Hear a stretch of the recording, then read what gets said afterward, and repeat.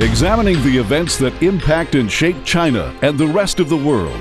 This is the Beijing Hour, 1 hour of news and information brought to you every weekday. Now here's your host. Shane Bigham with you on this Friday, May 1st, 2026. You're listening to the Beijing Hour, coming to you live from the Chinese capital. On today's program, China's received its first shipment from Africa under an expanded zero-tariff arrangement. Travel numbers across China are surging for the start of the May Day holiday period. The U.S. Defense Secretary said that he believes the ceasefire pauses the 60-day clock on congressional authorization for war in Iran. In business, Phase 3 of the Canton Fair in southern China is now open. In sports, the Diving World Cup Super Final in Beijing. In culture and entertainment, the May Day holiday box office has already hit a critical milestone. Now the day's top stories. Apples from South Africa have become the first batch of imports under China's expanded zero-tariff policy for 53 diplomatic partners in Africa. 24 tons of the fruit swiftly cleared customs in Shenzhen after the measure took effect on Friday. The tariff rate for the supermarket-bound apples dropped from 10% down to 0. Importer Luo Shengsong in Shenzhen says it gives African fruit an edge in the market. Since the policy took effect, South African apple tariffs have fallen from 10% to 0%. Each container saves roughly 20,000 yuan, adding up to about 10 million yuan a year. That's 1.46 million US dollars. The South African fruit season is just starting, and we're expecting sales to explode. The landmark initiative makes China the first major economy to grant blanket zero-tariff access to goods from all African countries it has diplomatic ties with. It builds on the move introduced in December of 2024 for the least developed countries on the continent. African Union Commission Chairperson Mahmoud Ali Youssef says China exempting tariffs on African goods is most welcome in a period of crises led by the U.S. war on Iran. The world is passing through difficult times. With numerous crises, and the most critical one is the war in Iran and the closure of the Strait of Hormuz. These have, disastrous effect on African economies, mainly in countries with a structural vulnerability. And we also see kind of isolationist policies across the world, and protectionism, growing everywhere. So the decision of His Excellency President Xi to allow African products to enter the Chinese market with zero tariff is very timely. South African businesswoman Thandi Winkle has been steering Africa-China logistics agency WINS International Shipping since 2017. And she sees a rising tide of bold exports from small African enterprises and a leap in local processing of higher valued goods across the continent thanks to China's zero tariffs. I think this is a big game changer for businesses, and especially for small businesses also, because it lowers the entry barrier. And think about a small coffee grower or shea butter producer will now have the opportunity to reach Chinese buyers without worrying about 10 to 25% of tariffs eating their profit margins. And now African products will have the opportunity to compete fairly. And secondly, it will reward local processing. We know that in Africa we have the problem of exporting raw materials. So now businesses will have the opportunity to think beyond raw materials. Think about dried mango instead of fresh ones, and also roasted coffee instead of coffee beans. So now we're going to have high value goods and much more. More traders from countries, including Sierra Leone and Nigeria, have expressed appreciation and voiced hope for more efficient trade. The zero-tariff policy will bring more African products to China. It spurred consumer interest in more high-quality, lower-priced African goods. If fresh African fruits and foods are price competitive and offer us alternatives to local products, I'd be happy to try them. I think this policy is beneficial for both sides. Chinese consumers will have more choices. After African products enter the Chinese market, I will be buying coffee beans.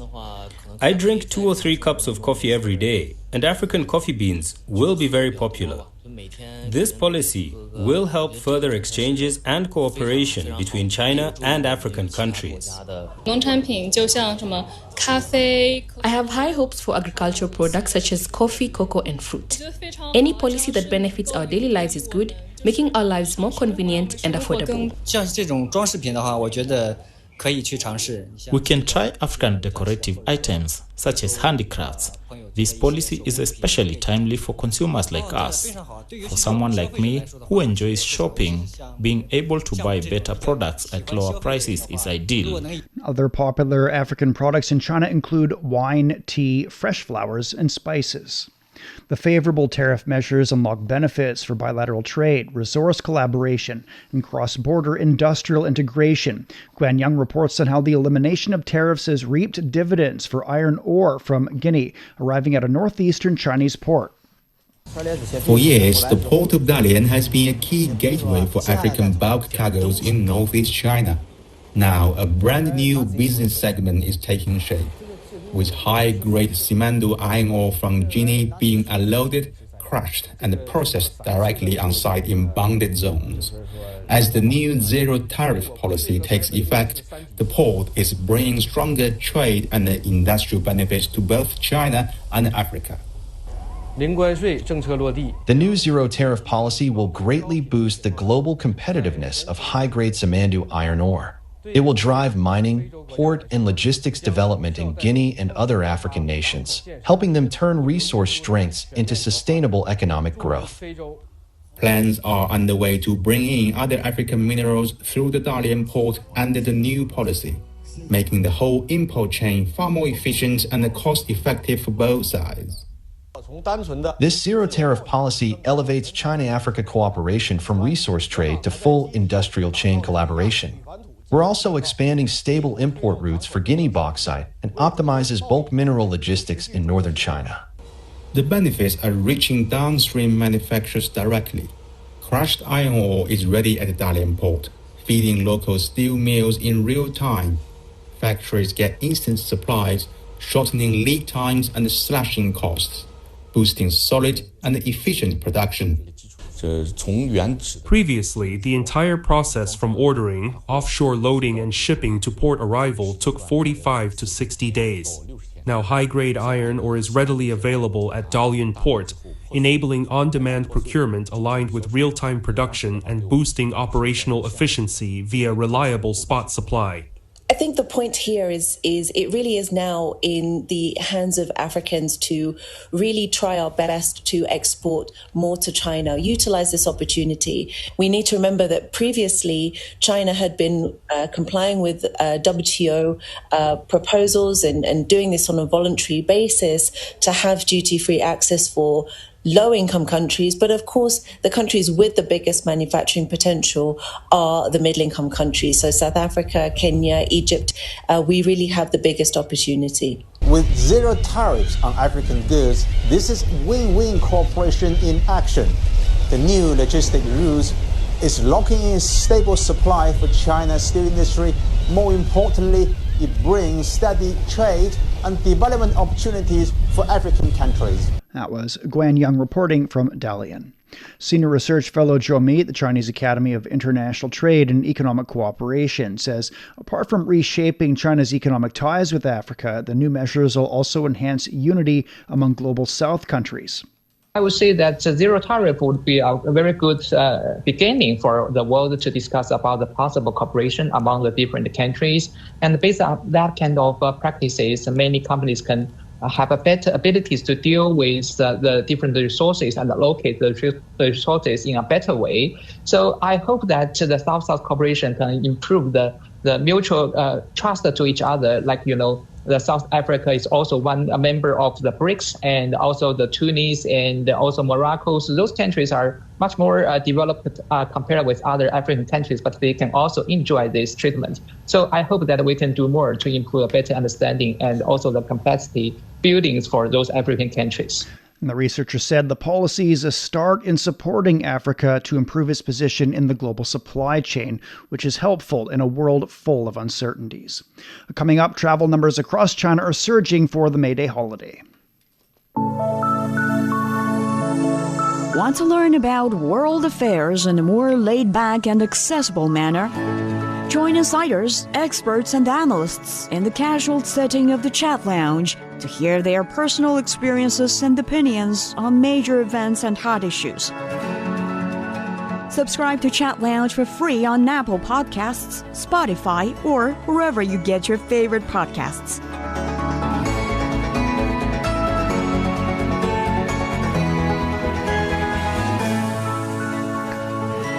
It's 11 minutes past the hour. China's transport authorities are expecting more than 340 million passenger trips on the first day of the May Day holiday. That's up 3.4%. Friday's the peak of the 5-day break, with highways making up over 90% of the total volume. The railway network is anticipating nearly 25 million trips, a 7.3% rise. Land ports connecting the Chinese mainland with Hong Kong and Macau expect to see daily passenger volumes of up to 400,000 during the holiday period. More travelers are driving into the mainland from the special administrative regions, spurred by policies making cross-border road trips easier. Huang Fei spoke with some of those who made that trip to find out how the measures have fueled tourism and even football fever in Guangdong province. Brunch, sea views, a garden escape to unwind, football weekend to cheer on. Under the northbound travel scheme, private cars from Hong Kong and Macau can enter Guangdong province via the Hong Kong-Zhuhai-Macau Bridge without applying for a mainland license plate. Macau cars can enter through the Hengqin border with more streamlined crossing procedures. I'm a Macau-born entrepreneur now, based in Hengqin, working in supply chains and consultation. Today, moving across the Greater Bay Area is incredibly convenient. I often go from Zhuhai to Hong Kong for client meetings, then on to Shenzhen, and back to Zhuhai in about an hour. As more lesser-known cities are being discovered, my friends and I are increasingly keen to explore beyond the usual hotspots. We just drove in from the Hengqin border, where the joint clearance policy has made crossings much easier, especially when traveling with children. We also often use the Hong Kong-Zhuhai-Macau bridge as well, but traffic can get really busy on weekends. And increasingly, sport is becoming part of the draw. Zhuhai recently hosted Yangjiang in its first home match of the Guangdong Super League, drawing fans from across the border. Outside the stadium, a street fair showcased local food, drinks, and cultural products, where fans could eat, shop, and pick up vouchers before kickoff. I watched football around the world, in Europe and the US, and the growth around Zhuhai has been striking. There used to be far fewer places for sports or for kids to play. Now the atmosphere is better, and there are many more facilities and choices. There are hundreds of teams and a large amateur base in Macau, but not enough space. That's why the northbound travel scheme is opening new possibilities. In about an hour, players from Macau can reach these facilities. It's convenient, and it opens the door to training camps, exchanges, even youth programs in the future. What an energetic way to spend the holiday, surrounded by fans, united by the game. But it's about more than sports. It's a glimpse of a more connected Greater Bay Area where people come together through competition, friendship, and shared culture. Nearly 30,000 vehicles crossed the Hong Kong-Zhuhai-Macau Bridge on a peak day. And with northbound travel rising, cross-border drives are fueling more than tourism. They're boosting consumption, education, and cultural exchange. That was Huang Fei on Hong Kong and Macau residents spending the holiday on the Chinese mainland. Shanghai has kicked off a shopping festival. China's made expanding domestic demand a top priority for economic work this year. And Shanghai will release around 200 million yuan, or $29.2 million in coupons during the shopping festival. As more international travelers come to the city under visa exemptions, it's also introducing new measures to encourage them to shop. Local officials have plans to expand tax-free shopping to 1,000 stores within the year and are making refunds easier with self-service machines. In addition, travelers at Pudong International Airport, regardless of their time of arrival, have the chance to get duty-free shopping coupons. Many cities and regions across China have launched promotion campaigns for the Consumer Goods Trade-in Program during the May Day holiday. They cover smartphones, home appliances, cars, and daily consumer goods. Wang Mengjie has more. Replacement of old cars, appliances, and digital devices. By providing subsidies for consumers who trade in outdated items for new ones, China's government-backed trade-in program continues to boost domestic consumption nationwide. Guo Di is one of those who benefited from the program in Beijing. Guo said the trade-in process is convenient. It took him 2 to 3 months to get the subsidy after submitting all the needed materials of his old car. China's government was offering the auto trade-ins when I purchased the car, and I brought this one. I got 15,000 yuan, about $2,100 subsidy in total. With a new car, Guo enjoys more happy time with family members. According to the Ministry of Commerce, China's trade-in program had resulted in sales of 502 billion yuan, about $73 billion as of mid-April, benefiting nearly 69 million purchases. This is all believed to get the 15th five-year plan period off to a good start. With the renewal subsidies announced, experts are confident about this year's May Day holiday purchasing. Not only because of more trade-in programs organized by the central government. Equally important are the exclusive discounts local stores offered, which combined with national subsidies to continue spurring consumption. With its original intention of protecting workers' rights, experts say today's May Day holiday in China has become a golden opportunity to promote consumption and improve people's livelihoods. That was Wang Mengjie reporting. China's first brain-computer interface clinic is marking its first anniversary. Since opening, the clinic at Beijing Canton Hospital has treated nearly 2,000 patients using implanted chips to help restore lost functions and improve quality of life. Qi Zhi reports. The dedicated brain-computer interface ward is designed to move cutting-edge technology out of the lab and into real-world treatment, aiming to help patients regain movement and communication. With 24 beds and a specialized medical team, the BCI ward offers full-cycle care, from initial testing to post-surgery rehabilitation. Dr. Yang Yi says demand has far exceeded expectations.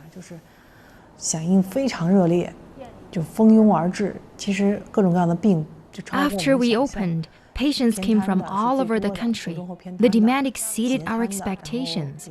For many, brain-computer interface technology feels like a lifeline, a new source of hope. BCI works by collecting neural signals and connecting the brain to external devices. It is being used to assist patients with conditions such as ALS and spinal cord injuries, helping restore movement and, in some cases, speech. Han Fengguo is among the first patients to receive an implant aimed at restoring hand function.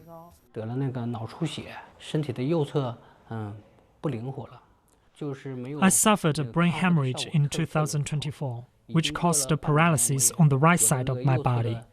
Rehabilitation wasn't very effective. When I learned about the clinical trial at Beijing Canton Hospital, I didn't hesitate. This was a chance to return to my old self. I didn't want to miss it. 1 year on, during a follow-up visit, he's now able to perform simple grasping movements. Dr. Yang says even modest progress can be life-changing. The technology can't restore everything overnight, but even small improvements bring profound change. It's like the patient has come back to life. For many living with severe disabilities caused by stroke or spinal cord injuries, the technology offers renewed hope.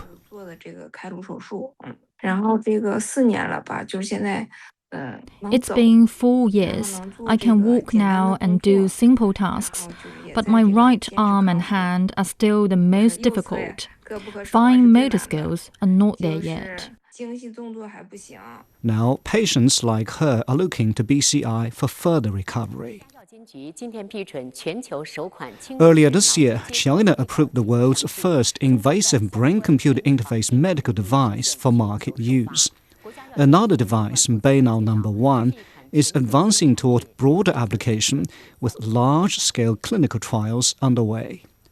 More than 20 hospitals across the country have now opened BCI clinics, many with wait lists already full. For China's roughly 4 million people living with spinal cord injuries, this technology represents a step closer to greater independence and a new life. For the Beijing Hour, this is Qi Zhi. Coming up, the U.S. Defense Secretary says he believes the ceasefire pauses the 60-day clock on congressional authorization for the Iran war. Discover the realities and responses to our changing climate with Climate Watch. Uncover critical issues such as the Masai Mara's disrupted wildebeest migration and the drop in the Panama Canal's water levels. Delve into solutions for a sustainable future. Tune in to Climate Watch on your favorite podcast platform. Become more eco-conscious and take action to protect our planet. At 21 past the hour, a senior official from U.S. President Donald Trump's administration says the war with Iran has ended in terms of War Powers Resolution purposes. The War Powers Act requires the president to start winding down a war at the 60-day mark unless he receives congressional authorization. May 1st marks that milestone. Defense Secretary Pete Hegseth said he believes the ceasefire pauses the 60-day clock on congressional authorization for war. He was grilled for a second day at a congressional hearing. Tony Waterman has more from Washington, D.C. The defense secretary very defiant, really touting the military successes and blaming Democrats for America's lack of support for this war. It's been a very unpopular war from day one, and it is now reaching a very critical threshold of 60 days. After 60 days, the president is required to seek and receive congressional approval for further military action, and without it, they are required to start withdrawing troops. But Hegseth trying to argue that the clock has been put on pause because of the ceasefire, Democrats not buying that one bit. Iran already saying that it will retaliate, which is only going to add to the price tag of this war. The Pentagon saying so far it has cost the American taxpayer $25 billion, but CNN is reporting that it is likely much higher than that because it doesn't take into account repairs that are needed to damaged military bases. They're saying it could actually be closer to $50 billion. And of course, that doesn't include the price that Americans are now paying at the pump. Gas prices hitting their highest level in 4 years. And Gas Buddy, which tracks this kind of stuff, saying that Americans have spent nearly $22 billion more to fill up their tanks since this war began. The main sticking point is still over Iran's nuclear program. President Trump saying that he had a conversation with Russian President Vladimir Putin on Wednesday. The Kremlin had offered to help take the enriched uranium out of Iran, but the president and the White House saying no thank you. That was Tony Waterman reporting. Iran says it'll respond with long and painful strikes if Washington renews attacks. On Persian Gulf Day, Supreme Leader Mojtaba Khamenei issued a statement declaring Americans do not belong in the Persian Gulf. Ehsan Kevani reports.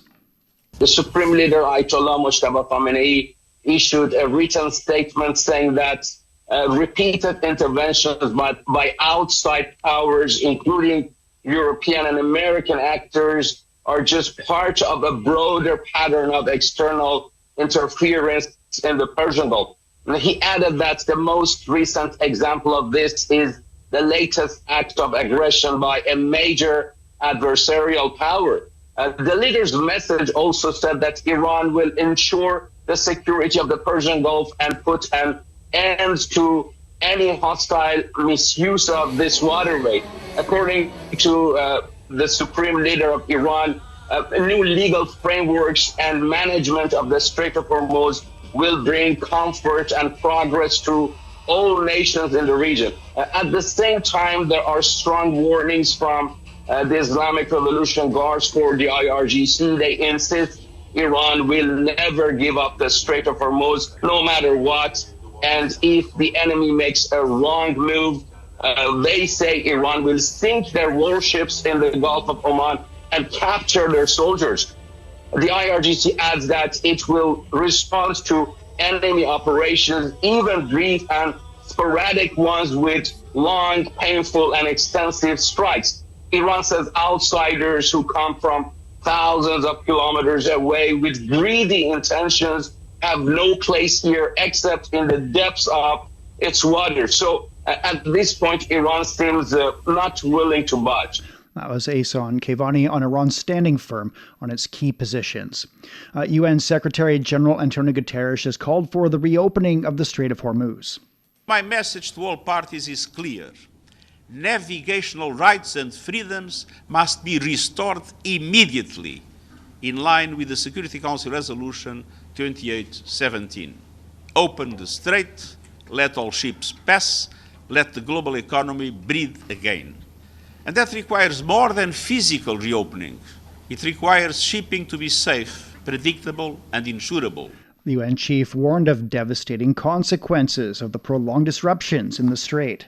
The longer this vital artery is choked, the harder it will be to reverse the damage, and the higher the cost to humanity.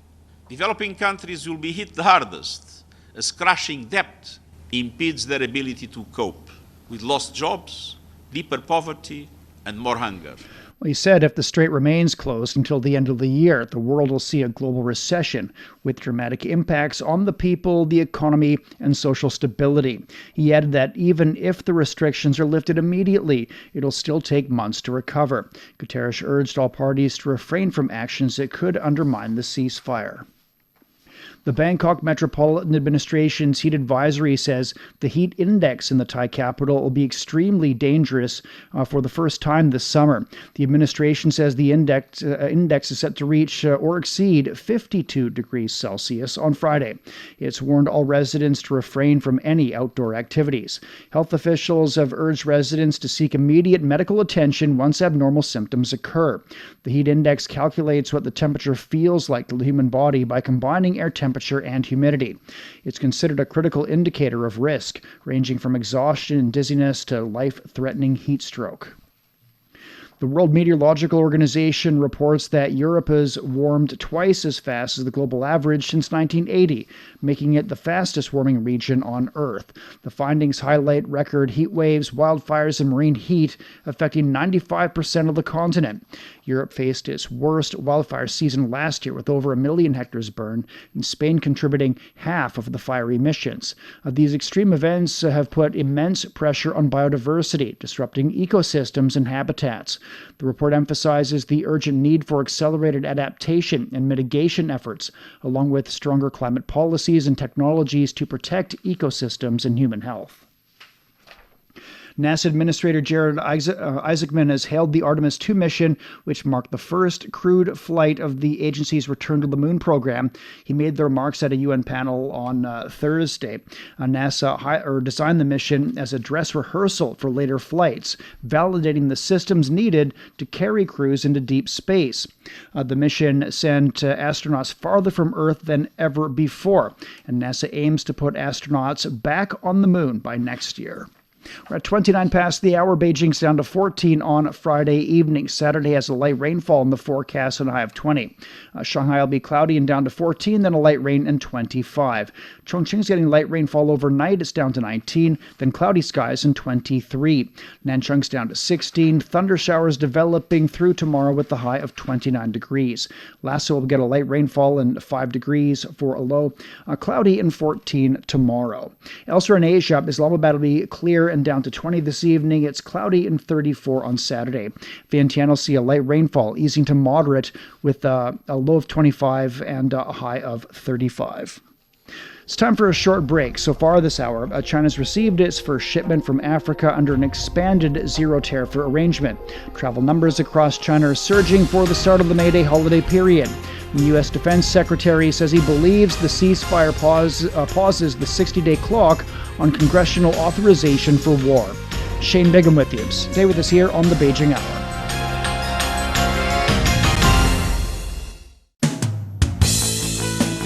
You're listening to the Beijing Hour, 60 minutes of comprehensive news, your window on China and the world. Shh, listen up. Can you hear the heartbeat of our world? It's vibrant and pulsating with the essence of life itself. From the stem of trees to the gurgle of rivers. From the silent strength of mountains to the icy whispers of glaciers. Even the solid ground beneath our feet. And right there, in the midst of all, beats the heart of humanity. What if those other heartbeats were to stop? Would ours keep on ticking? Ever wondered what's actually going on in Africa through the perspective of an African? How are things really going between China and Africa? What's the narrative of this relationship? Well, get a perspective with China-Africa Talk. Hear from African diplomats, entrepreneurs, academics, Chinese natives, and more. Get on our wavelength every week to find out what's real with China-Africa Talk. Find us on your favorite podcast. We'll see you there. Examining the events that impact and shape China and the rest of the world. This is the Beijing Hour, 1 hour of news and information brought to you every weekday. Now here's your host. Shane Bigham with you on this Friday. Still to come. In business, Phase 3 of the Canton Fair in southern China is now open. In sports, the Diving World Cup Super Final in Beijing. In culture and entertainment, the May Day holiday box offices already hit a critical milestone. To contact us, you can email radio@cgtn.com or follow our X account @CGTNradio. Now, a check of the day's headlines. China says it opposes restrictive measures by the U.S. Federal Communications Commission, which undermine the hard-won stability in China-U.S. economic and trade relations. The commission plans to ban entities on a so-called covered list from providing telecommunications services in the United States. China's Commerce Ministry said if it's implemented, it'll disrupt the stability of industrial and supply chains in the telecommunications sector, hindering global industrial cooperation and technological innovation. A Chinese spokesperson urged the U.S. to respect market laws and revoke the measures. 11 countries have condemned what they described as an Israeli assault on the global Samud flotilla, a pro-Palestinian humanitarian convoy. The foreign ministers of countries including Pakistan, Turkey, and Brazil denounced the reported attack on civilian vessels and the detention of activists in international waters. The ministers said the flotilla was a peaceful humanitarian initiative aimed at drawing attention to the worsening situation in Gaza. Israel said its navy detained 175 Gaza flotilla activists on more than 20 boats overnight near the Greek island of Crete.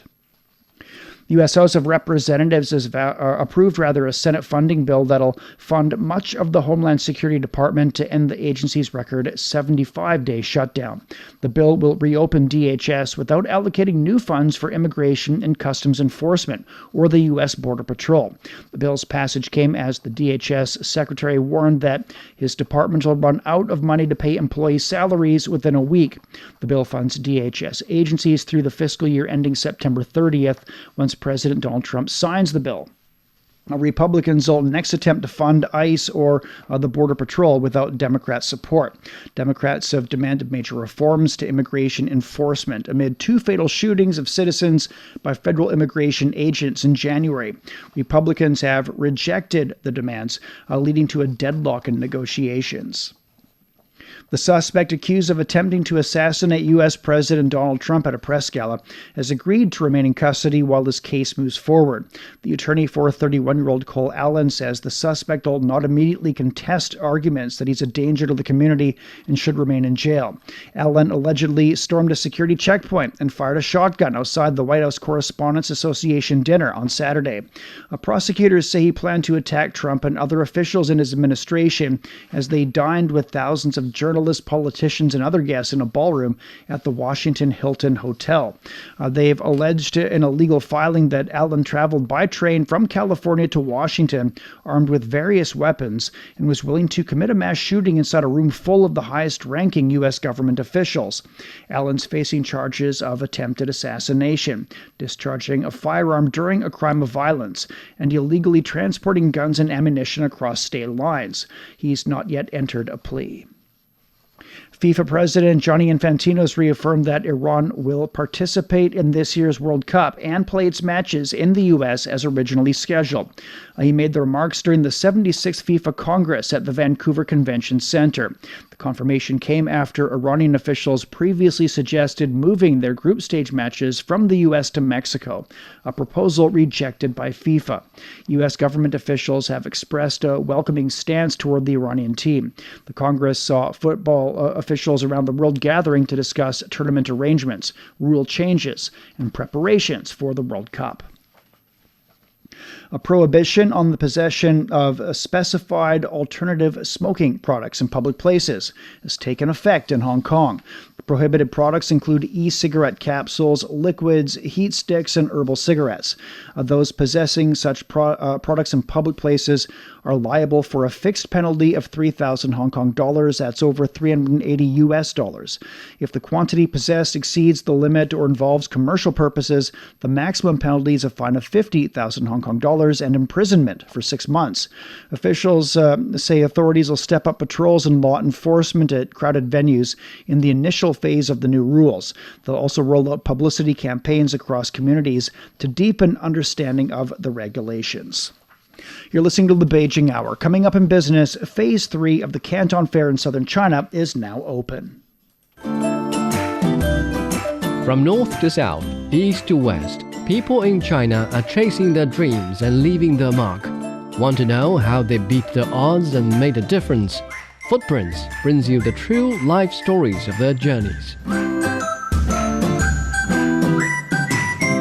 Around 37 past the hour. Stock markets on the Chinese mainland and in Hong Kong are closed on Friday due to the Labor Day holiday. In Japan, the Nikkei gained nearly 0.4%. The third phase of the China Import and Export Fair is underway in Guangzhou, featuring an array of lifestyle products. The event, also known as the Canton Fair, focuses on maternity and childcare products, home textiles and stationery, and health and leisure goods. The third phase also displays smart healthcare products, fashion trends, and silver economy applications, addressing the diverse needs of global consumers for health quality and emotional companionship. Covering over 1.5 million square meters, the fair features nearly 76,000 booths and more than 32,000 enterprises, including around 3,900 first-time exhibitors. The 5-day event will wrap up on May the 5th. Listed companies in China's domestic market achieved total operating revenue of over 73 trillion yuan in 2025, or around $10.7 trillion US, an increase of 1.2%. The listed companies recorded a net profit of 5.4 trillion yuan, up 2.6%. More than 70% of listed companies across the market turned a profit, with over 3,200 companies achieving positive revenue growth and more than 2,400 reporting profit growth. According to the China Association for Public Companies, emerging industries made significant contributions to the growth last year. These industries include smart grid construction, the semiconductor industry, and domestically developed innovative drugs. From farm fields to dining tables, a new kind of consumption is taking root in China. More people are seeking hands-on experiences, from digging traditional Chinese medicinal herbs to turning them into food. Yu Boakun has more. Becoming Chinese has been going viral lately. Everybody's talking about becoming Chinese. Wants to be Chinese these days. But you know what's the most interesting way to do it? Digging into traditional Chinese medicine yourself. I visited a farm on the outskirts of Beijing to explore TCM firsthand. With the herbs that you see in the books, in the pharmacies, or even take when you got a cold are literally right here in the soil. It's not peak season, so only a few herbs are visible in the field, with more in the greenhouse. Take wolfberry leaves, commonly used in the Chinese cooking.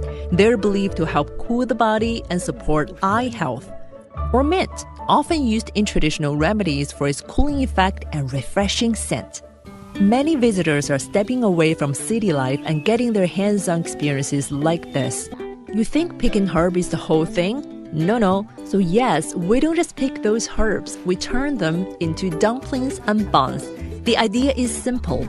Chinese medical herbs are not only for treatment, they're part of everyday life from what you eat to what you create. 1 minute ago, there were herbs in the soil, and now there are fillings in the bun. China is encouraging new consumption scenarios and cultivating fresh growth drivers.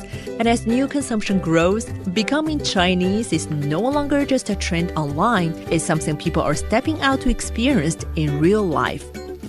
That was Yu Po-kun reporting. The first phase of the longest metro ring line in Asia, Wuhan Rail Transit Line 12, has started operation. The line crosses the Yangtze River, the longest river in China, passing through 4 administrative districts of Wuhan in central China. As Wuhan's second fully automated driverless metro line, the line spans approximately 35.3 kilometers, including 23 stations, and takes about 58 minutes for a one-way trip. The full Line 12 extends nearly 60 kilometers, making it the longest metro ring line in Asia, as well as a golden link connecting the 3 towns of Wuhan and covering 7 central urban districts. The opening of the ring line is expected to increase the total interchange volume of the Wuhan metro network by approximately 25% and reduce some cross-river commuting times by more than 30 minutes. The U.S. economy grew at an annualized rate of 2% in the first quarter after missing forecasts of 2.3%. According to the Commerce Department, the Federal Reserve's preferred inflation gauge rose at an annualized rate of 4.3%. That's above the 4.1% estimate and accelerated sharply from 2.7% in the previous quarter. The broader personal consumption expenditure index rose 3.5% on a yearly basis in March, marking the highest level since June of 2023. Karina Mitchell has more from New York. The advance estimate for first quarter GDP did see a rise, but it was by a smaller margin than economists had anticipated. So the Commerce Department reported that first quarter GDP from the period January through March saw a rise of 2%. Now that's significantly up from the 0.5% rise we saw in the fourth quarter, but below the estimate of 2.2%. So what helped fuel that metric? There was a rebound in government spending after the longest shutdown in U.S. history in the final months of 2025. Businesses also accelerated spending, particularly on AI technologies and infrastructure. Exports also helped, as did consumer spending, though there was some deceleration as consumers started to show some signs of holding back amid dealing with higher prices, in part because of higher gas prices and the residual effects of Trump tariffs on things like apparel, clothes, and electronics. Remarkably, in other data released Thursday, the U.S. national debt now exceeds 100% of GDP, breaking a record set as a result of World War II. As of the end of March, that debt stood at $31.265 trillion. That's 100.2% of GDP for the preceding year. The latest GDP read comes as inflation edged higher in March, with CPI rising 3.3% year over year, and as the job market has swung between wide losses and gains at the start of the year, and as the Federal Reserve just voted to hold its key benchmark interest rates steady as hostilities between the U.S. and Iran continue. Now, the next piece of data that economists will have the opportunity to parse through is the non-farm payrolls report, the government jobs report for April, which comes out next week, to give analysts a better idea of how the labor market stands and the overall economy.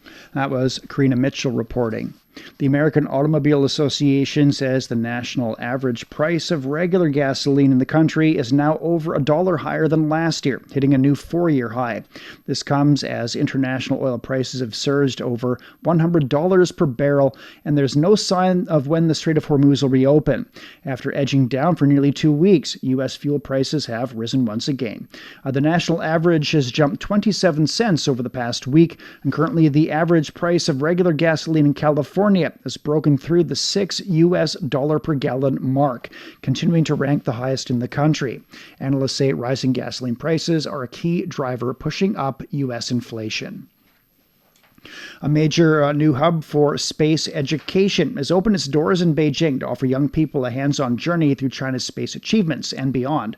The China Aerospace Science Center in Chongping District is designed to fill a gap in high-quality aerospace education in the country.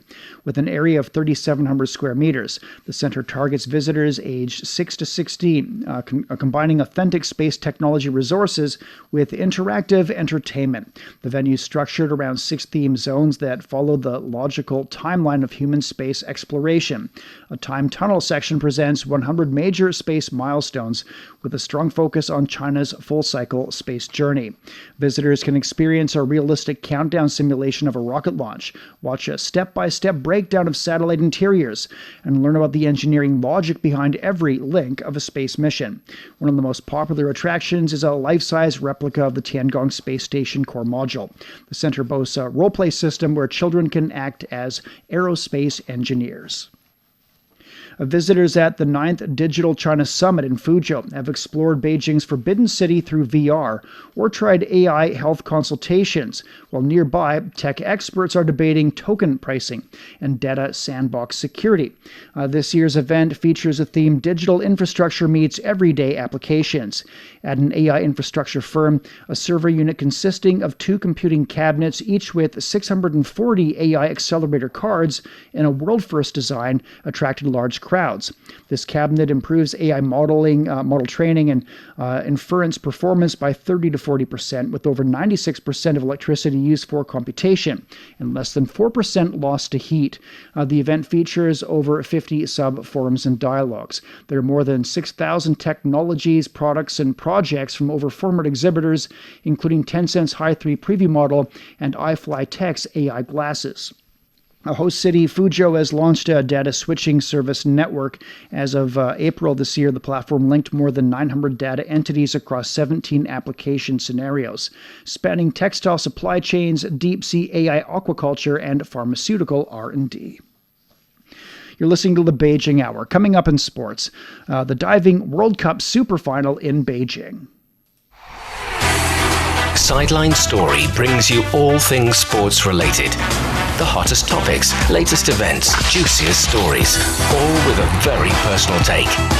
Subscribe to Sideline Story Podcast for heated sports discussions covering events that are happening in China and around the world. 47 past now, turning to sports. Chinese divers Chen Yuxi and Lu Wei have won the gold medal in women's 10-meter platform at the Diving World Cup Super Final in Beijing. China's also taken the 2 titles in men's and women's 3-meter springboard categories. The diving competitions will run through Sunday. In December, World Aquatics named Olympic champion Chen Yuxi as the 2025 Female Diving Athlete of the Year. China's Wu Yizi is making a stunning crucible debut, jumping out to a substantial 6-2 lead against Northern Ireland's Mark Allen after the first session of the semi-final match at the World Snooker Championship. He set the tone early, clinching frame 1 with a solid 77 break. When Allen built a 59-point lead in frame 2, a costly miss on the black let Wu steal it with a 55. The world number 10 is now just 1 session from a place in the final. Meanwhile, in other semi-final action, England's Shaun Murphy and Scotland's John Higgins finished their opening session deadlocked at 4-4, setting up a thrilling Friday showdown. China's advanced to the semifinals of the Uber Cup Badminton Women's Team Championship after a commanding 3-0 victory over Malaysia. The defending champions took early control in the tie through Wang Zhiyi, who secured a straight games win over a Malaysian player 21-17, 21-18. The world number 2 says the match has provided valuable lessons as the tournament moves into the knockout stage. I think we faced a lot of challenges in this contest. It was also a new test for me personally. As the knockout phase begins, I hope to take lessons from this match, keep improving as the tournament goes on, and getting better with every competition. China doubled the lead in the doubles as world number 1 pair Liu Shengshu and Tan Ning battled past Ong Xinyi and Carmen Ting in 3 games. Olympic champion Chen Yufei then sealed the victory, defeating Wang Lingqing 21-10, 21-10. The Asian Beach Games is closed in Sanya. Held from April 22nd to the 30th, the Games brought together more than 1,600 athletes from all 45 members of the Olympic Council of Asia, competing across 14 sports, 15 disciplines, and 62 events in southern China. The host nation topped the medal table with 24 golds, 18 silvers, and 13 bronzes, leading the gold in overall counts. At the closing ceremony at Yasha Park, athletes and guests enjoyed a festive beach concert. I feel truly honored to take part in this year's Asian Beach Games. I've been deeply moved by the passion, free spirit, and exuberance of the local residents, which capture the spirit of this event. It also reflects the warmth and enthusiasm of the people here in Hainan. I feel so awesome and happy that I forgot about pressure of competition. I just want to enjoy this moment. The Games mark the first time Hainan Province has hosted a continental-level beach sports event. It's the second time China's hosted the Games after the 2012 edition in Shandong Province. Cebu in the Philippines will host the next edition coming up in 2028. In tennis, Belgium's Alexander Blocks is continuing his impressive run at the Madrid Open, stunning defending champion Casper Ruud in straight sets to reach the semifinals. The unseeded 21-year-old now has defeated several seeded players and will face second seed Alexander Zverev, who's only the fourth man to reach the semifinals at each of the first four Masters events this season. On the women's side, Russia's Mira Andreeva continues to make history. The 19-year-old defeated American Haley Baptiste to reach the final, becoming the first teenager to reach 3 WTA 1000 finals since the format was introduced in 2009.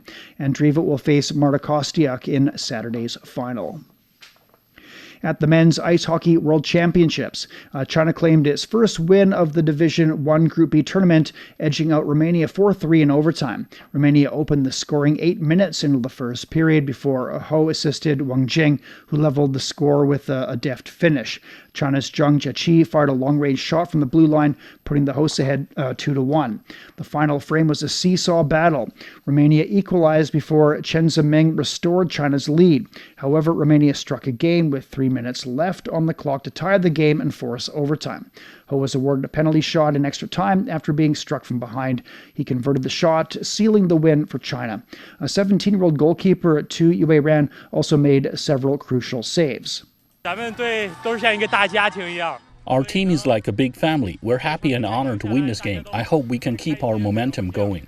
China next takes on the Netherlands. That game is on Friday. You're listening to the Beijing Hour. Coming up in culture and entertainment, the May Day holiday box office has already hit a critical milestone. You're listening to the Beijing Hour. 60 minutes of comprehensive news. Your window on China and the world. At 52 past the hour. In culture and entertainment, China's movie box office is heating up as the May Day holiday sales have already crossed a major milestone.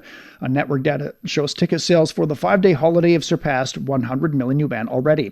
It's more than $14 million. The action film Cold War 1994 leads the pack, followed by Vanishing Point and No One Is Closer Than We. The surge has helped push the year's total box office past 13 billion yuan.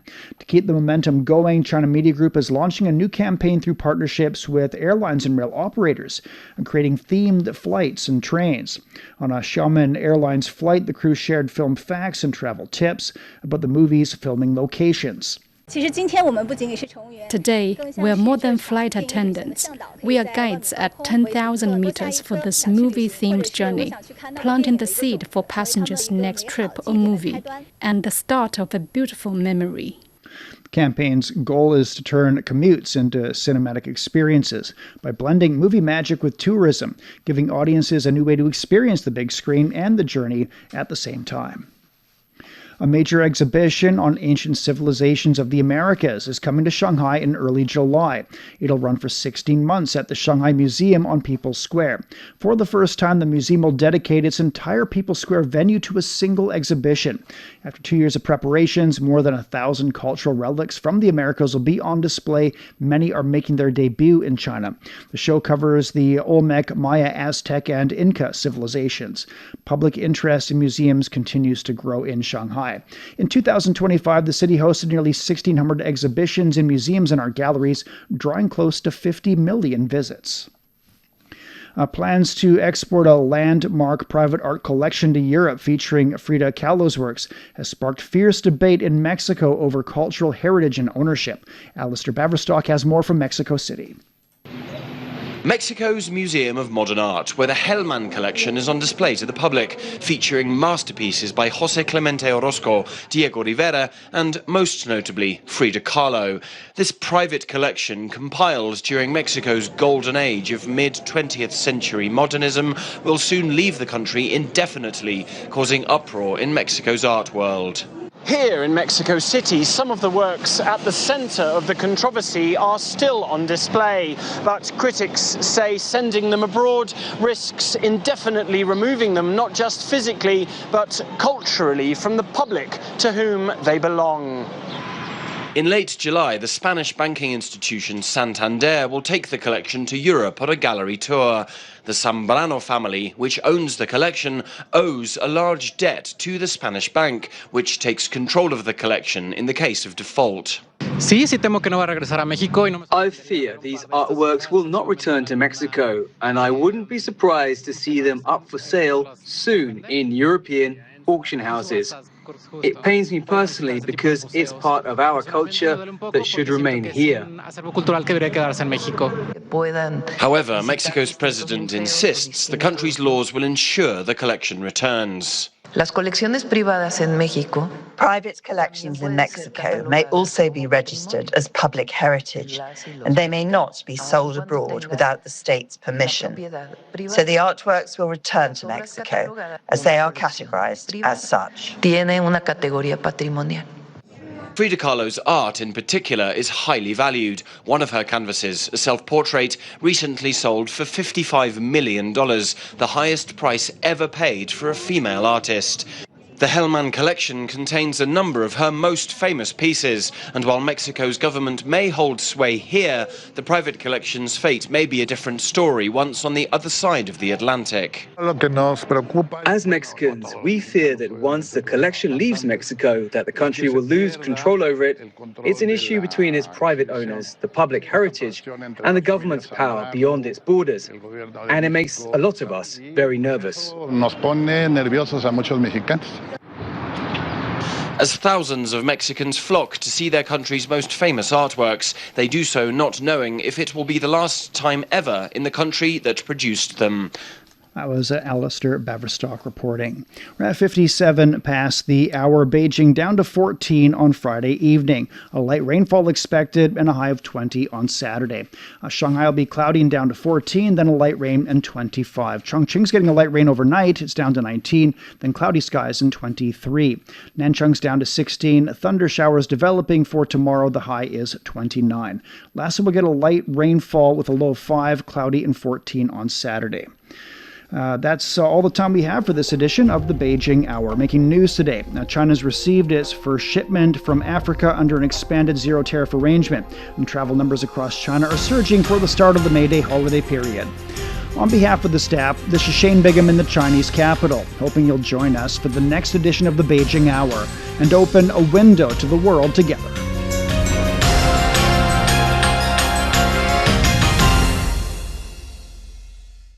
Find the Beijing Hour at precisely 6 p.m. Beijing time.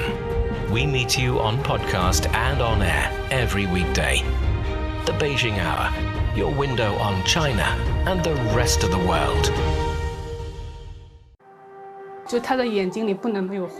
He can't live without the Yellow River in his eyes. The Yellow River is so noble and elegant. Both my grandpa and dad made a living from the river. Would you like to move away from the Yellow River? I don't think I will. I love it so much. The Yellow River, the second longest river in China, is regarded as a shaping force in the history, economy and culture of northern China. Today, about 100 million people live within its water basin, making up nearly 9% of the country's population. How is climate change felt at its headwaters, and what are the locals doing to cope with it? What are the descendants of the boatmen doing? What has kept some people from leaving their home village by the river, and what has drawn others back? Could the fading fishing community revive in a time of digital transformation? From 2021 to 2024, our reporters visited the upper, middle and lower reaches of the Yellow River, talked to the herders, farmers, boatmen, fishermen and eco-activists who share a close bond with the river, and present their stories in pictures, podcasts and videos, all in our 12-part series, The Yellow River Mosaic, available only on CGTN Radio